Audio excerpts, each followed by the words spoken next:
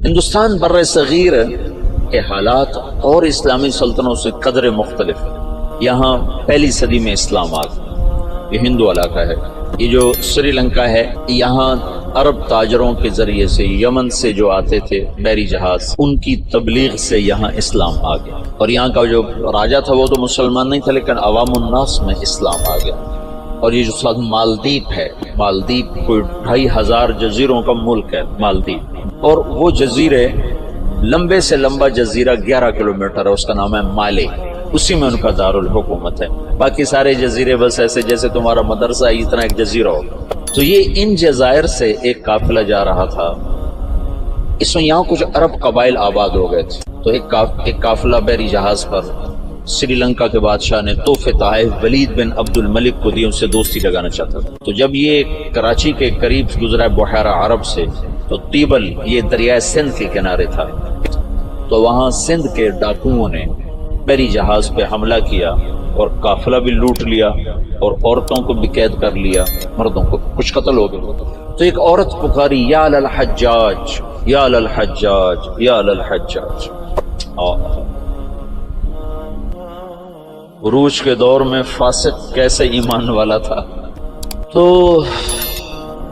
کچھ جو لوگ انہوں نے مال لوٹنے کے بعد کچھ لوگ چھوڑ دیے تھے، تو یہ لٹا پٹا قافلہ جب پہنچا عراق میں تو حجاج کو ملا، اور انہوں نے کہا کہ ایک بہن نے کہا تھا یا للحجاج، تو وہ کھڑا ہو گیا اپنے کرسی سے، کہ لبیک یا اخت الاسلام، لبیک یا اخت الاسلام، لبیک یا اخت الاسلام، اور کہا میرے اوپر حرام ہے بیوی بھی اور بستر پہ سونا بھی، جب تک میں اس بہن کی مدد نہ پہنچوں۔ ایک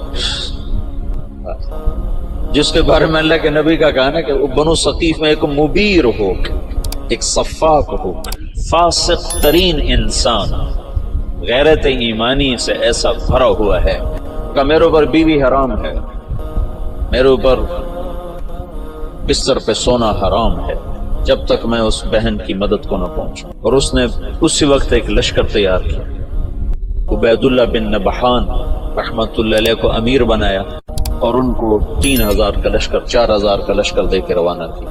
وہ لشکر شکست کھا گیا اور عبید اللہ شہید ہو گیا۔ پھر اس نے دوسرا لشکر روانہ کیا، قتیل بن طفہ رحمت اللہ علیہ کی سرکردگی میں، وہ بھی شہید ہو گیا، اور دونوں لشکروں کو شکست ہو گیا۔ پھر اس نے شامی قبائل جو عرب کے قبائل جو شام میں آباد تھے، ان کا عراقیوں سے بڑا مختلف مزاج تھا، تو اس نے ولید بن عبد الملک سے اجازت چاہی کہ مجھے سندھ پہ حملے کے لیے شام سے لشکر، اور میرا خزانہ ختم ہے، مجھے پیسے بھی دیں۔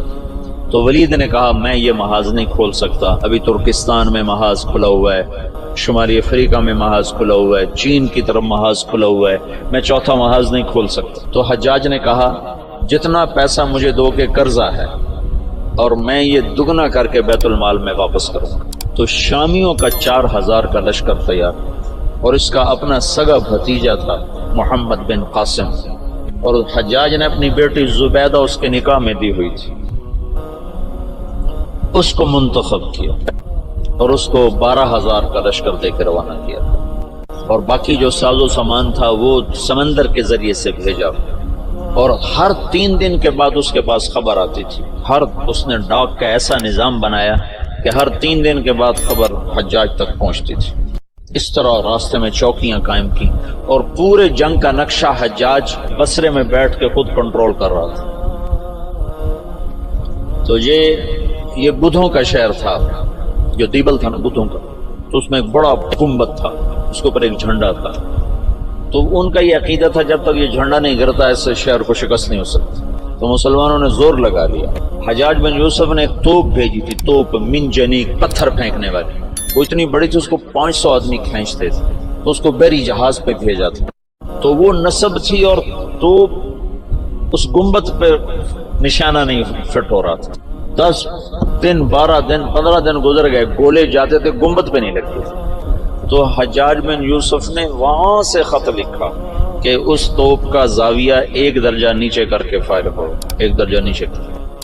اور محمد بن قاسم اس دن خود توپ پر آئے، ان کا آج میں خود پھینکوں گا۔ تو محمد بن قاسم نے خود اس کو کھینچ کے جو پھینکا تو پہلا ہی پتھر جا کے جھنڈے پہ لگا اور گنبد پہ لگا اور گنبد ٹوٹا تو شہر والوں نے ہتھیار پھینک دیے۔ یہ 90 ہجری کی بات بتا رہا، 90 ہجری میں اسلام کا پہلا داخلہ ہے فاتحانہ۔ ویسے تو سری لنکا ہندوستان کا حصہ تھا، وہاں اسلام پھیل چکا تھا دعوت کے ذریعے، لیکن فاتحانہ انداز میں جو مسلمان بر صغیر میں داخل ہوئے ہیں تو محمد بن قاسم رحمۃ اللہ علیہ اس کا ذریعہ بنے اور دیبل فتح ہوا ہے۔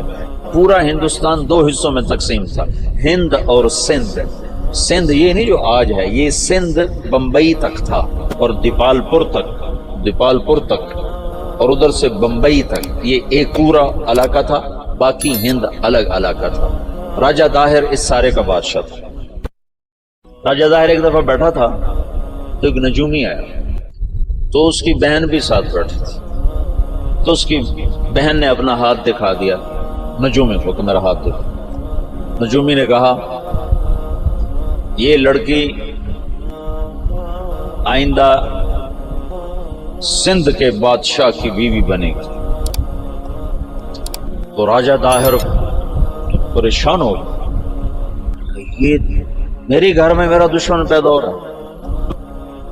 تو اس نے اپنے وزیر کو بلایا، کہنے لگا نجومی نے کہا ہے کہ یہ میری جو بہن ہے یہ سندھ کے بادشاہ کی بیگم بنے گی۔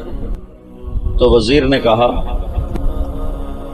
تو خود شادی کر لے سے قصہ ہی ختم۔ میں نے کہا بے غیرت مجھے کروائے گا، ساری دنیا کیا کہے گی بہن سے شادی کر لی۔ تو وزیر چپ ہو گیا، اس نے ایک بکری لے کر اس پر مٹی کی تہ پہلے اس پر اچھی طرح لگائی، پھر اس کے اوپر باریک مٹی ڈالی، پھر اس پر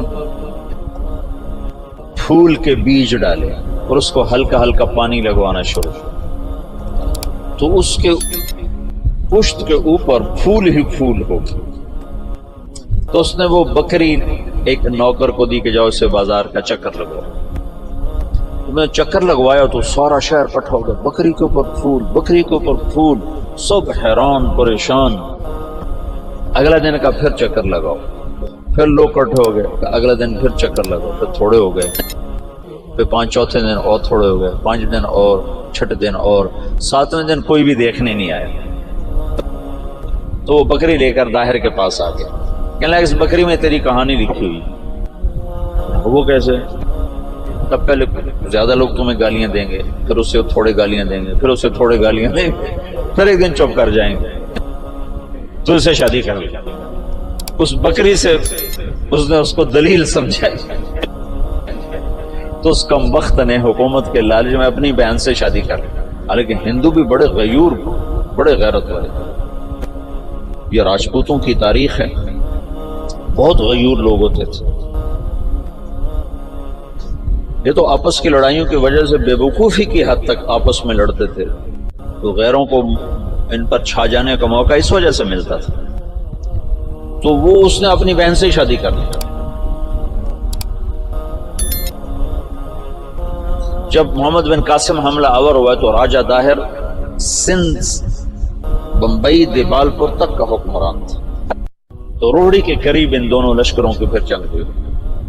تو اس سے پہلے محمد بن قاسم نے لکھا حجاج بن یوسف کو کہ سارا سندھ اکٹھا ہو چکا ہے اور میرے ساتھ صرف 12,000 مدد کے لیے لشکر بھیجو۔ تو فاسق اور صفاق کا خط سن، حجاج کا خط آیا کہ اللہ کے رسول کا فرمان ہے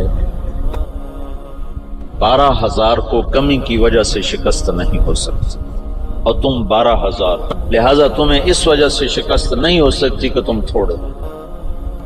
جب میرا خط پہنچے تو سارے لشکر کو آخرت کی ترغیب دی اور اللہ کی رضا پہ مرنے کے لیے تیار کرو، اور میرے پاس کوئی لشکر نہیں تمہیں بھیجنے کے لیے، میرے پاس کوئی سرمایہ نہیں تمہاری مدد کے لیے، تمہارا اللہ تمہیں کافی ہے۔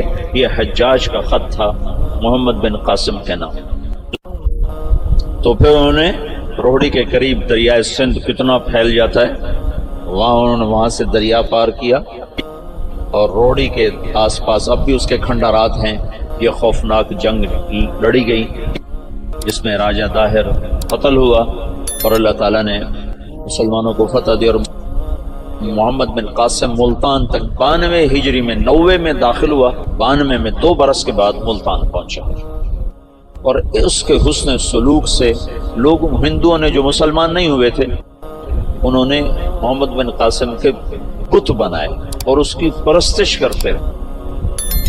یہ اس طرف سے 92 ہجری میں اسلام داخل ہوا۔